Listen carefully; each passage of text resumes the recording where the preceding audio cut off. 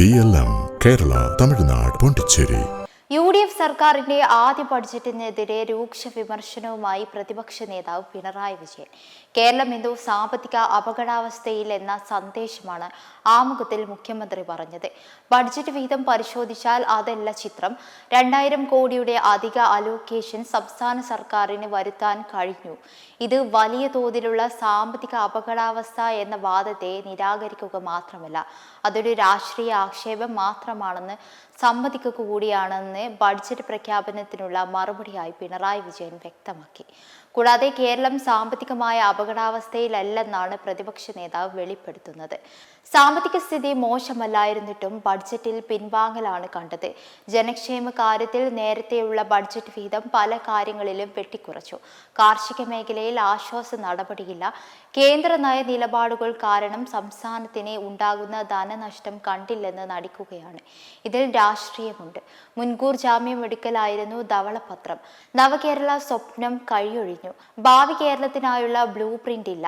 LDF ബഡ്ജറ്റിലെ പലതും ആവർത്തിച്ചു. മുൻ പ്രഖ്യാപനങ്ങൾ പേര് മാറ്റി പുതിയതായി പ്രഖ്യാപിക്കുകയാണ് ചെയ്തിട്ടുള്ളതെന്നും പിണറായി വിജയൻ ബഡ്ജറ്റിനെതിരെ വിമർശിക്കുന്നുണ്ട്.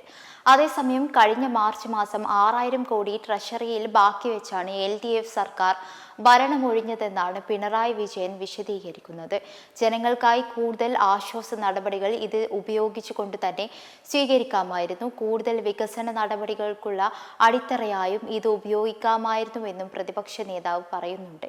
പല കാര്യങ്ങളിലും നേരത്തെയുള്ള ബഡ്ജറ്റ് വിഹിതം വെട്ടിക്കുറച്ചതായി കാണാം. പരമ്പരാഗത വ്യവസായ മേഖലകളിലടക്കം നേരത്തെയുള്ള വിഹിതം കുറച്ചു. ആസിയാൻ കരാറിന്റെ തുടർഫലമായി കാർഷിക മേഖല വലിയ ആഘാതമാണ് നേരിടുന്നത്. അതിന് കഴിഞ്ഞ ബഡ്ജറ്റിന്റെ LDF സർക്കാർ വ്യക്തമായ ആശ്വാസ നടപടികൾ സ്വീകരിച്ചിരുന്നു.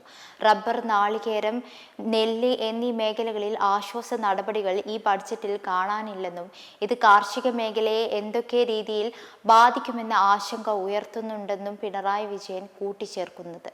വികസനക്ഷേമ പ്രവർത്തനങ്ങളിൽ നിന്ന് വരുന്ന വർഷങ്ങളിൽ ഒഴിഞ്ഞു നിൽക്കാനുള്ള ഒരു തരം മുൻകൂർ ജാമ്യം മാത്രമാണ് ധവളപത്രമെന്ന് വ്യക്തമായെന്നാണ് പിണറായി വിജയൻ പറയുന്നത്. സർക്കാരിന് ഉണ്ടാകുന്ന സ്വാഭാവികമായ ബാധ്യതകളുണ്ട്. അവയെ പെരുപ്പിച്ചു കാട്ടുകയും വരവിലുണ്ടാകുന്ന വർധനവ് ബോധപൂർവം മറച്ചു പിടിക്കുകയുമാണ് ചെയ്തിരിക്കുന്നത്. നവകേരള സ്വപ്നം പൂർണ്ണമായി കഴിയൊഴിയുകയുണ്ടായതെന്നും ഭാവി കേരളത്തെ രൂപപ്പെടുത്താനുള്ള ഒരു ബ്ലൂ പ്രിന്റും ബഡ്ജറ്റിലില്ലെന്നും പ്രതിപക്ഷ നേതാവ് വിമർശിച്ച് വ്യക്തമാക്കുന്നുണ്ട്. മെമ്പർമാരുടെ നിക്ഷേപങ്ങൾക്ക് ഉയർന്ന ലാഭവിഹിതം നൽകുന്ന കേന്ദ്ര സർക്കാർ സഹകരണ registered society Bharat Lajna multi state housing cooperative society limited.